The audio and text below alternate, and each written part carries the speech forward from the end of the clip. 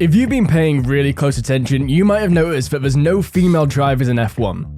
And unlike in other sports like football, this is because we're split into two different leagues for genders. F1 doesn't actually have any rules against females participating in any given year, yet the sport hasn't seen a female driver competing in a Grand Prix since Giovanna Amati, who partook in 3 race weekends in the 1992 season. But since then, there hasn't been a single female driver in an actual Grand Prix. But that's not to say that she's the only woman who's been in the sport. There's been many over the years, but in recent decades, the amount of women who are actually driving in Grand Prix has dropped to 0. There has, however, been a scattering of female drivers who work usually as test drivers or development drivers for teams, like Jamie Chadwick, who's currently a development driver for Williams. But what's the actual likelihood of Chadwick or another female driver being seen in the sport anytime soon? Well, many people who don't have a good understanding of the sport may think that besides needing to be a good driver, F1 isn't that difficult of a sport, but the opposite is true.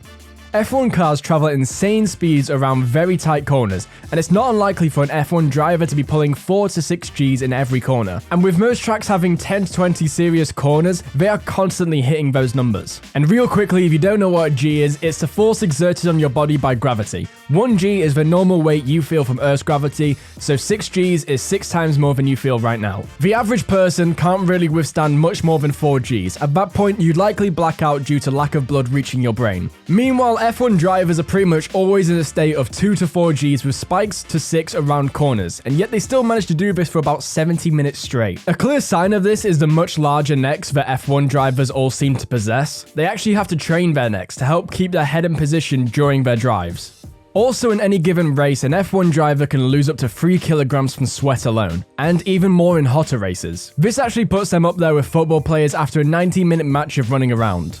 To quote Daniel Ricciardo, they're high-performance athletes. I'm a high-performance athlete.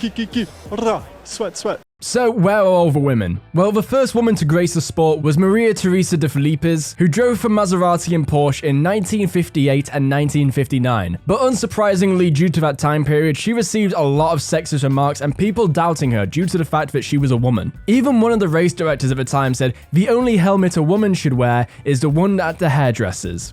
Top lad. Next up was Leila Lombardi, who had the longest female F1 career of 3 years between 1974 and 1976. During that time, she drove for March, Ram, and Williams. She is also the only female in history to score points in F1, or, well, half a point, because the race she did get a point in was halved due to the shortened race time, and that was in the 1975 Spanish Grand Prix. Next was Davina Galica, a British driver who drove in 1976 and 1978 for Surtees and Hesketh, who in her off time from F1 was the captain of the British Women's Olympic skiing team and competed a total of 4 times. Next is Desiree Wilson, who drove for Williams. She only officially raced in a single Grand Prix in 1980, but due to a war between the old defunct Formula 1 governing bodies FISA and FOCA, she did also do an unofficial race in her home country of South Africa a year later. And finally, the aforementioned Giovanna Amati, who drove in 1992 for Brabham, entering into 3 races, but did not qualify for a single one of them. After failing to qualify, she was replaced by future world champion,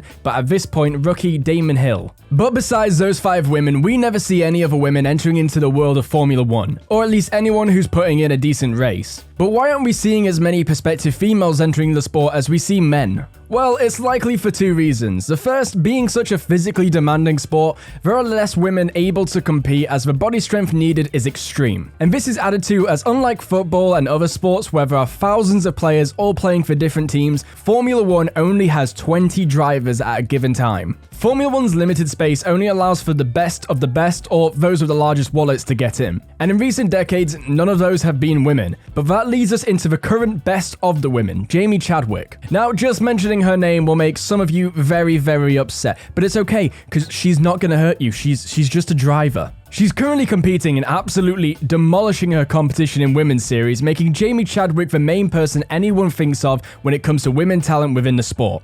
And technically she is in F1, kind of. She works as a development driver at the Williams Academy, but over the past decade, there has been quite a few women who have worked as test drivers, but that's not what we're interested in. The question is Jamie Chadwick likely to make it into F1? And the answer is probably not. While she is currently dominating W Series, F1 is a whole different game in cars that are different in pretty much every single way. But that's not to say that she couldn't compete in F3 or even F2, and while she she has had a season in Continental F3 and it didn't go outstandingly well, that was now a fair few years ago, and her experience prior to that was pretty much entirely in GT cars, not single-seaters. And now after absolutely steamrolling her competition in W Series, it seems more and more likely she could put in a more standout performance in F3. At the moment, it seems unlikely we will be seeing a female F1 driver anytime soon, as there isn't anyone who's seemingly good enough to match with our current roster. But if Nicholas Latifi can buy his way onto the grid, then I'm sure a female driver with parental funding could definitely do the same. Another reason besides physical gender differences is F1 and motor racing in general is a massively male-dominated sport. From the early stages of karting to the big leagues, the vast majority of competitors are male. However, this might be about to change. Say what you want about Drive to Survive, but one thing is certain: the viewership the Netflix show has brought to the sport is astronomical. And with this, many more females have started watching the sport. Similar to the story of women's football, the more interest F1 gets from young girls and the more female drivers are accepted by the audience, the more we will see talented female drivers come through. And on the other hand, Women's Series is only in its 3rd ever season. And with viewership steadily rising, it shows advertisers and the FIA that people are interested in female drivers. This will increase the funding going into the sport, leading to better and more competitive drivers.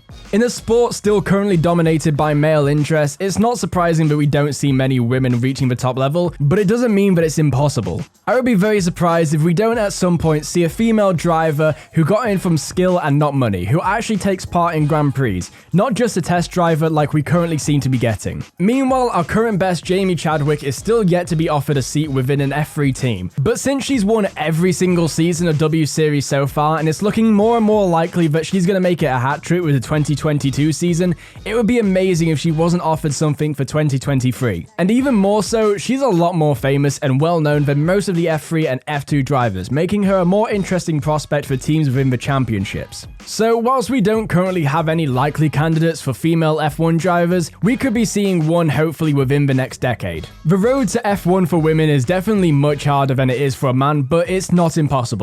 I feel a lot of people, myself included, would love to see a woman within the sport, and even better if she holds her own to prove those who doubt them wrong. But for the time being, we will be stuck with our all-male lineup. But what's your opinion on this? Do you think that women drivers are going to be in the sport anytime soon, or do you think we're going to see another 30-year dry gap? Let me know in the comments down below, and I'll see you next time.